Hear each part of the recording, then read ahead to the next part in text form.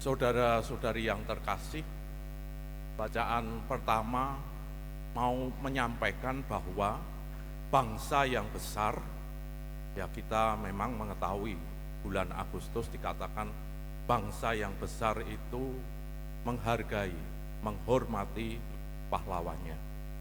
Tetapi yang dimaksud kalau dalam bacaan pertama bukan ini, tetapi bangsa yang besar itu adalah bangsa yang berkualitas, menggunakan kebijaksanaan, hikmat, dan akal budi untuk tata hidup bersama.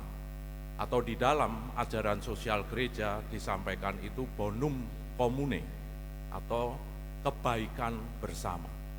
Semakin orang itu melakukan hal-hal, norma-norma, aturan-aturan untuk hidup bersama dengan baik, berarti bangsa itu bangsa yang besar karena menggunakan hikmat, akal budi, dan hatinya untuk bisa hidup itu tentram.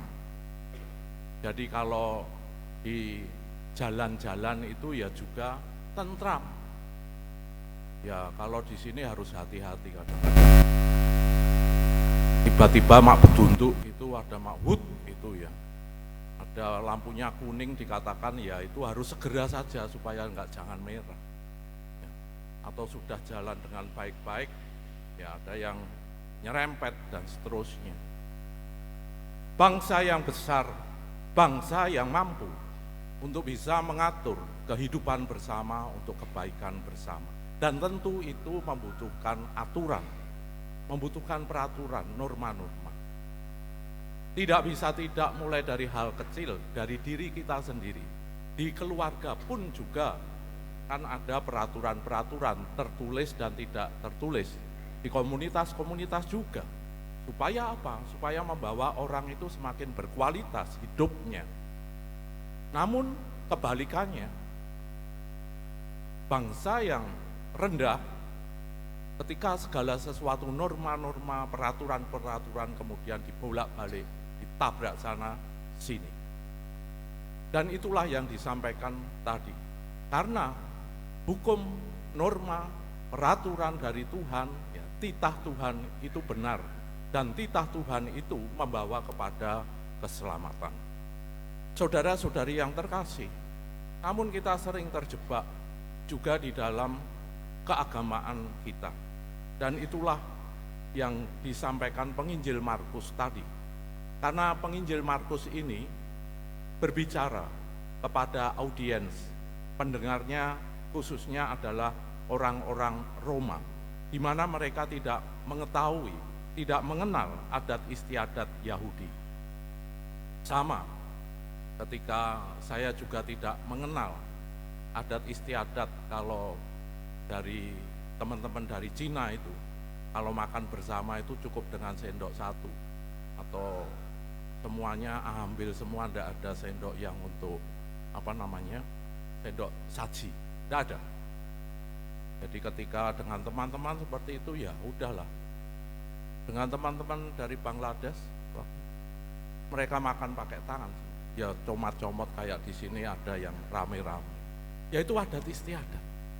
Dan berbeda, lain ladang, lain belalang, lain lubuk, lain ikannya.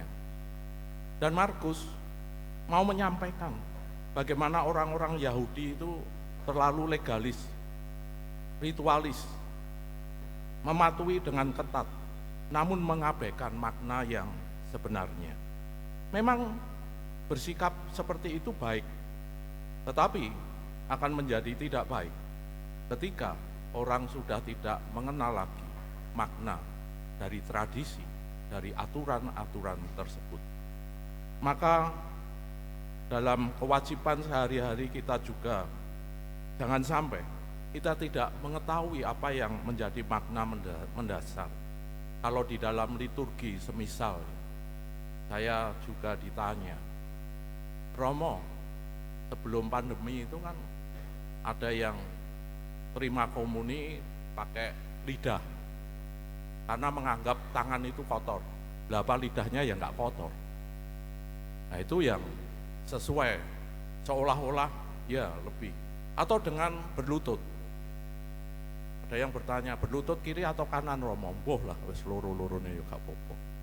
Ya, orang itu legalis seperti itu. Tetapi maknanya apa berlutut? Baru itu kita lebih dalam. Sama seperti ketika dengan hal-hal yang banyak, aturan-aturan, kita akan kehilangan roh ketika kita tidak memahami maknanya. Mengapa ada lampu kuning? Mengapa ada lampu hijau? Lampu merah? Mengapa kalau jam sekian harus kita hening, tenang? Di rumah pun juga demikian, bertetangga pun juga demikian. Sesuatu yang enggak tertulis tetapi ada maknanya, ada maksudnya. Saudara-saudari yang terkasih, orang Farisi itu terikat akan tradisi, dan Yesus menyebut mereka orang munafik. Kita harus berhati-hati sungguh supaya tidak diperbudak oleh tradisi, terutama juga kita harus semakin mengenal apa makna mendalam dari simbol-simbol yang kita lakukan dalam keagamaan. Bulan ini, bulan kitab suci. Kok Romo kok tidak mengarak kitab suci ya? Ada yang mungkin bertanya begitu. Kok tidak ada penghormatan ya? Ada yang mengatakan begitu, biasanya seperti ini, seperti itu. Apakah kita mengenal makna mendalam? Maka Tuhan Yesus tadi menginginkan, perhatikan, apapun yang dari luar masuk ke dalam tidak dapat menajiskan. Tetapi apa yang keluar dari seseorang, itulah yang menajiskan. Karena dalam hati orang timbul segala pikiran jahat. Yesus mau sebenarnya membersihkan hati kita, bukan tangan kita. Hati yang bersih juga akan otomatis membersihkan tangan kita.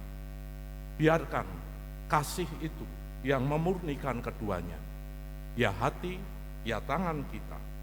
Mari kita ingat bahwa Allah menginginkan hati kita, bukan hanya ritual.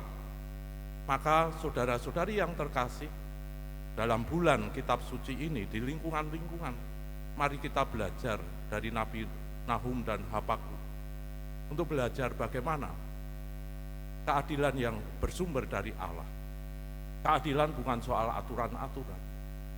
Keadilan harus timbul dari hati yang mengasihi. Peraturan mengarahkan orang kepada keselamatan. Maka semoga ibadah kita mengalir dari kasih. Pertanyaan juga, apakah kita misa ini kewajibankah? Ataukah mengalir dari hati kita? Dan apakah kita mendengarkan juga sabda Tuhan?